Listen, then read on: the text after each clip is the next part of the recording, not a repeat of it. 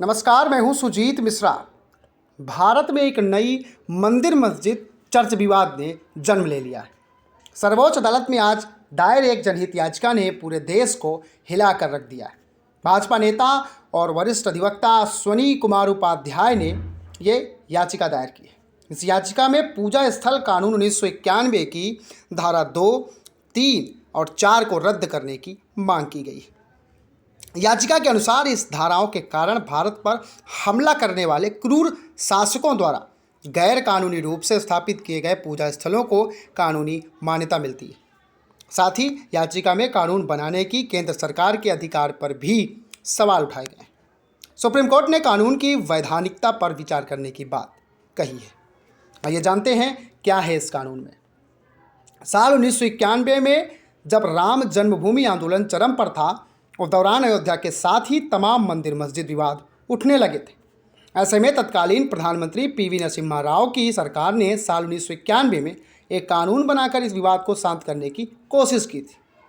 यह कानून था पूजा स्थल कानून 1991, प्लेसेस ऑफ वर्शिप एक्ट 1991। इस कानून के तहत 15 अगस्त 1947 तक अस्तित्व में आए किसी भी धर्म के पूजा स्थल को किसी दूसरी आस्था के पूजा स्थल के रूप में परिवर्तित नहीं किया जा सकता। अयोध्या विवाद को इस कानून से बाहर रखा गया था। यदि कोई व्यक्ति ऐसा करने की कोशिश करता है तो उसे 1 से 3 साल तक की जेल और जुर्माना लगाया जा सकता है।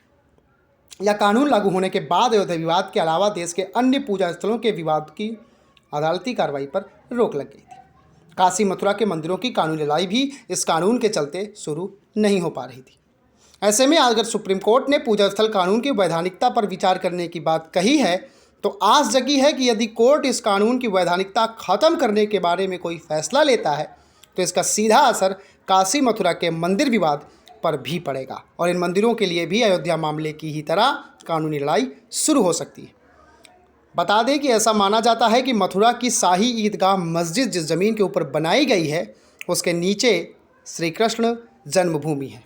दावा किया जाता है कि मुगल शासक औरंगजेब ने मंदिर तोड़कर यहाँ मस्जिद का निर्माण कराया था। इसी तरह काशी के विश्वनाथ मंदिर और ज्ञानवापी मस्जिद को लेकर भी विवाद जारी है। अब देखना यह है कि सर्वोच्च अदालत इस मामले में किस प्रकार से सुनवाई करती है।